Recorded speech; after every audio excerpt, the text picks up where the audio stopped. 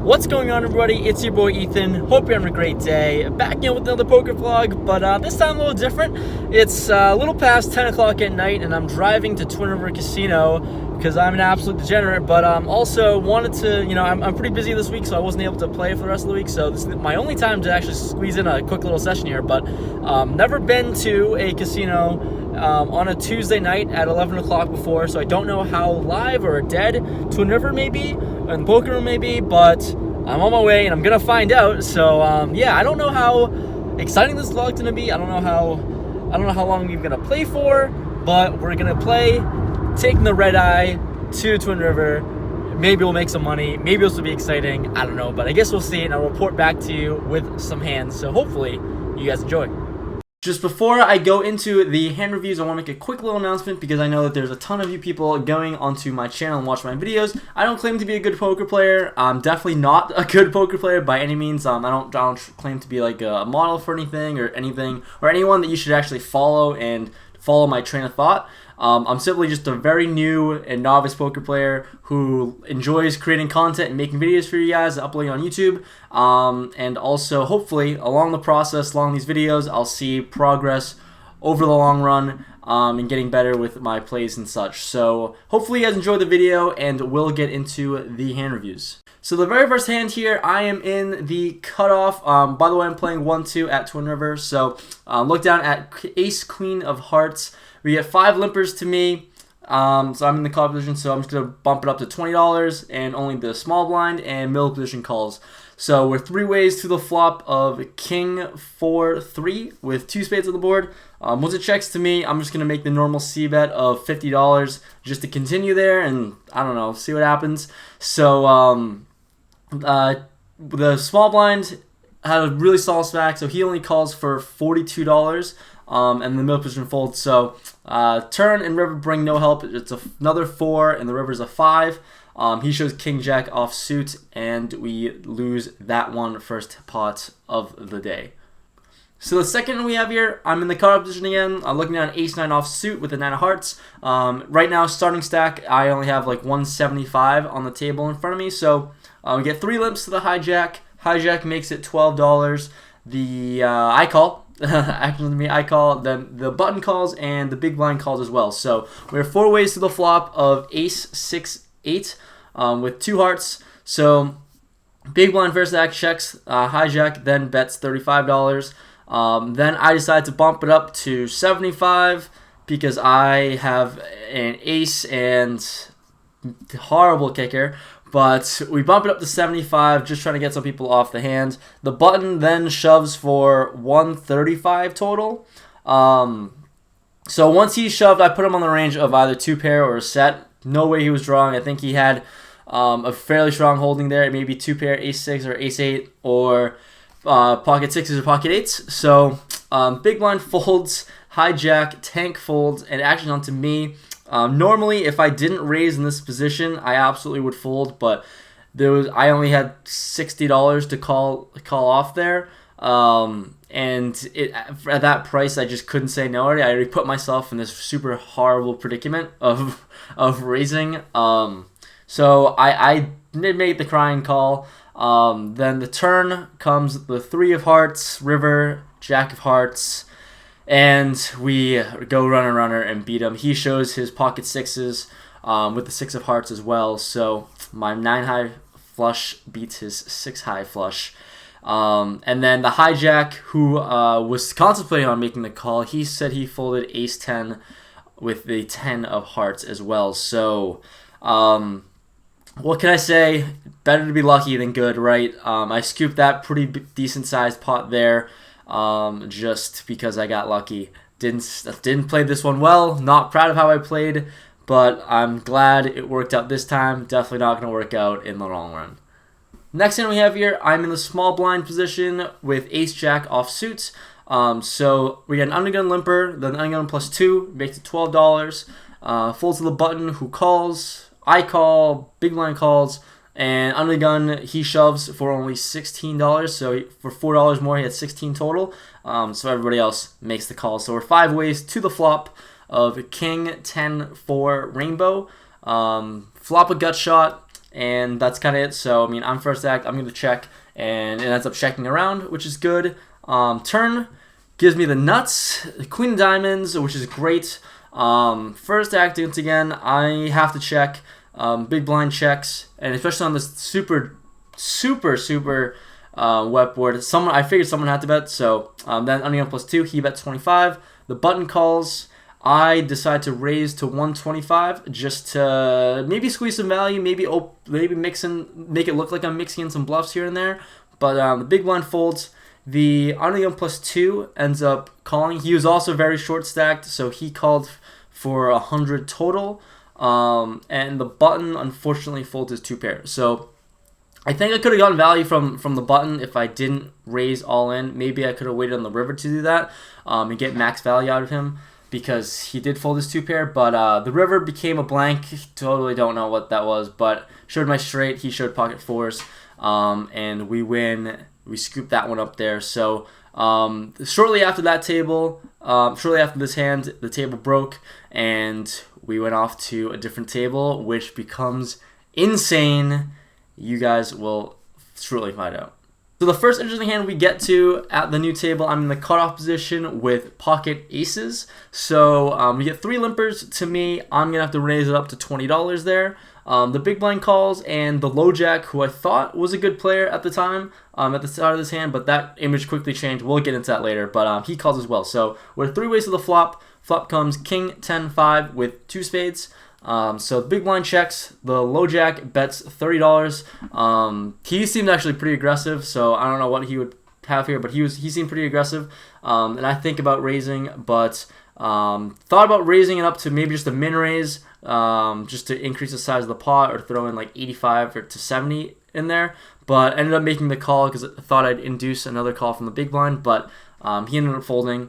The turn came the queen. Wasn't a spade though, so voided the spade for one street. The low jack then bets $40, and for that price and with pocket aces, I'm gonna have to make the call and just continue here and see what happens on the river. So still back into the river. River came with 2 of clubs. So once he checked to me, it seemed pretty weak. It seemed like he was drawing there, but I still tried to maximize value. He only had about 165 in his stack, so I shoved for his 165, and he folded saying he didn't have anything good, or he didn't have anything at all. So I'm not sure if that was just table talk, or he was actually being honest at the time, but we'll take that one down, I guess, if you really tried to bluff with 2 streets with nothing. So that was unfortunate. Couldn't get more value out of that, but I'm happy to take that one down. Next hand we have here, I have pocket aces in early position. It seems as though I'm just telling you guys one hand that I played well, and the next hand I played really poorly. So here's another shit one. It's a straddle pot, but I didn't know that, so I only throw out $10, and then 4 people call me. So we're 5 ways to the flop in the straddle pot. Didn't know. So that was just that's my first mistake right there. But the flop comes jack 7, 5 with 2 hearts. I don't have a heart in my hand, so once it checks to me, I decided to just continue for $15 and see where we're at. The middle position, next to act, he jams for 64 total. So when it folds to me, the whole session and the whole time I've been at the table, he was super loose, he was bluffing, he was playing everything, and the table was actually crazy. The table dynamic was wild. So it seemed like he could be jamming with second pair here, maybe with a 7, but it didn't seem like he had a jack at the time, and I decided to end up making the call. Tried to just kind of read him and see like what his demeanor was. The turn and river don't bring any help. He throws ace jack offsuit, so and the river actually came another jack, so he ended up getting a set of jacks there. So that was pretty good to beat my pocket aces. I definitely played that one poorly. And next time I'll definitely fold that to most people. He seemed like a weak player. Didn't seem like he knew what he was doing, but he got me there. So the next hand we have here is absolutely bananas. Banana land action going on in this hand, and it's an absolute doozy, so we'll just get into it. So I have king queen offsuits on the button. We get 2 limpers to the middle position player who bets $12. Get a caller from him. Then the button raises to $30. Folds to me. I make the call. The original middle position player calls, and the cutoff calls as well. So we are 4 ways to the flop. Flop comes 2, 2, 8. So I'm first to act. I'll check. And then the 2 other players check. Auction on the button. The button bets $40. So quick history about the button. This player here, I think a previous hand earlier, there was a monster pot where it was him against some drunk asshole who just kept just shouting obscene things the whole night. So, and they both seemed super loose, and it was just crazy action in this previous hand he was in. So essentially, what happened was the flop came. This button didn't have anything, and he called a like $150 bet with absolutely nothing. I think it was another paired flop like this, similar to this, and he had nothing. And he called a $150 bet with, I think, Queen 6, and the 6 came on the turn. So this button in that hand, he shoved all in, and he won the pot essentially. So he had Queen 6. That's what he called with. He called with Queen high on the flop, $150 bet, and he turned a 6 and shoved all in and won that pot. I knew he was loose. I knew he was just playing, and he wasn't afraid to gamble. So normally, in any normal position, when someone bets $40 into a paired board like this, and I have King, Queen offsuits, I'm gonna fold more times than not. But with him, I'm going to call because I don't think he has much. He either has some overs or an 8 maybe, but I knew he didn't have a 2 or anything, so I decided to call. And the late position player calls as well. So we're 3 ways, and the turn comes the Queen, which is amazing. So I decided to check. Then the next player checks as well, and the button bets $150.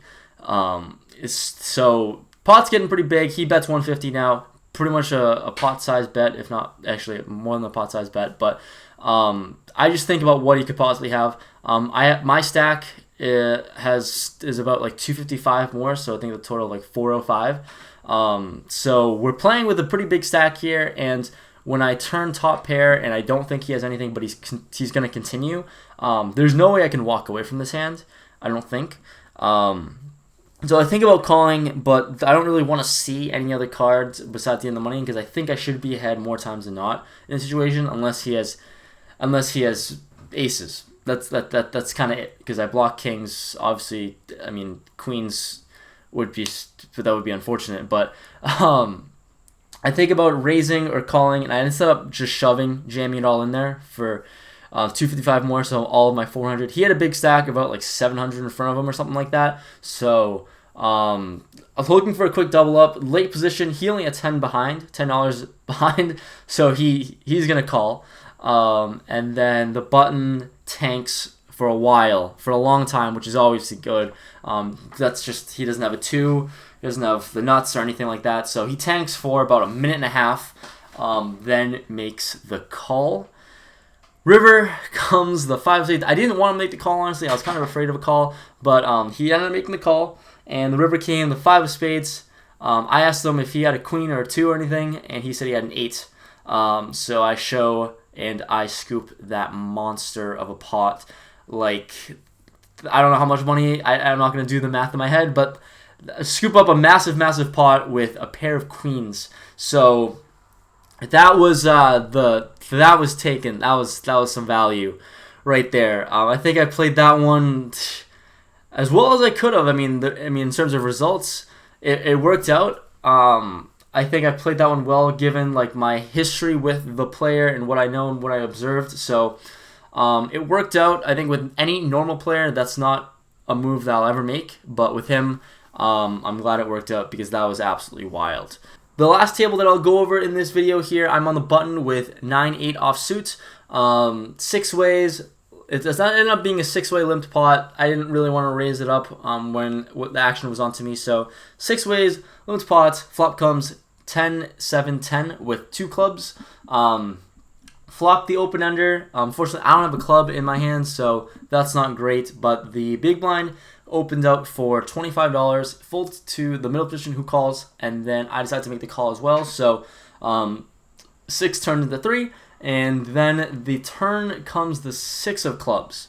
So obviously I have the straight now, but the obvious flush in there. So it's a tricky card for me to play, but the big blind ends up betting for $55. Once the middle position calls, I think I'm going to have to call there. Once the middle position called, especially with the straight. So we are still 3 ways to the river. River came the queen of diamonds. Big blind bets 65 now. The proportion seems way off to me. When he leads up 55 on the turn and only bets 65 on the river, it screamed weakness, or it screamed him just trying to get a call. But the middle position calls for only $16 left, and I decided to make the call as well, just because of that pricing and because he downbetted. If it was like 100, if he made it maybe 125 or something like that, something that really would show strength and be committed, I probably would have folded more times than not. But I make the call there. The big blind ends up showing 10-2 offsuit for a set of 10s. Middle position shows pocket 7s for a flopped boat, and I have the straight, so I just win that small side pot from that river bet there. So yeah, I mean, I don't know. Maybe my notes say that maybe I could have avoided the turn bet and fold. I don't think so. Yeah, now looking back on it, I'm just in call mode at that point, and I was happy to call that river bet for only $65. So the good news is I'm out of my session, up money, left the casino with a good amount of money up, and the bad news is that it's 5 o'clock in the morning right now, and I've been playing for the past 6 hours, and my old sleep schedule is fucked up. But yeah, so I mean, you guys obviously, after the monster ridiculous pot, all the crazy people left the table, and I started running pretty cold. End of the session, I went in at like around 11 p.m., out a little after 5 a.m., so played for a little over 6 hours, and bought in for a total of 300, left with a little over 900, so profit of $600+. So I'm happy about that. Obviously, I think my fundamentals are getting better, not good, right? They're not perfect, and they're definitely not good, but it's getting better and it's improvement, so that's what I can say. Ran super hot in the beginning, obviously, lucked out and sucked out some people, and then I guess really after that crazy monster pot, I mean, I played for the next like 3 hours, and not a whole lot happened. Card dead, lost set over set, fluctuate up and down a little bit, but I mean, end of the day, up $600+. So that is helpful. But anyways, hopefully you enjoyed. Please leave a like if you enjoyed, obviously. Comment below what would you have thought about the video, and if you're new, obviously subscribe to the channel, and I will see you guys in the next vlog. Thank you very much for watching. Peace out.